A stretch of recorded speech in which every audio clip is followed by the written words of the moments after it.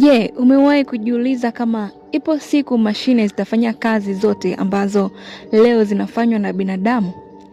Swali hili linaendelea kuzua mjadala mkubwa duniani kutokana na kasi ya maendeleo ya akili mnemba maarufu kama AI.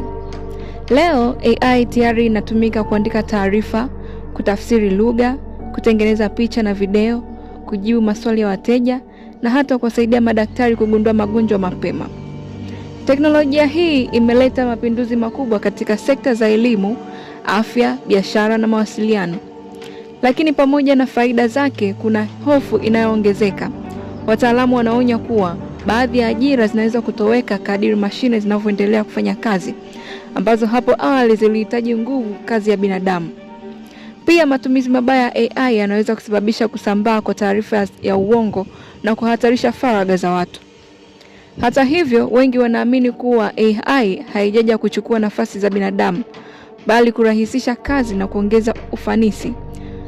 Kinachohitajika ni kujifunza kuitumia kwa usahihi na kuhakikisha teknolojia hii inatumika kwa manufaa ya jamii.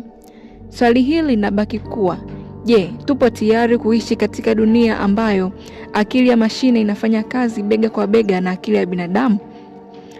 Jina langu ni Stacy.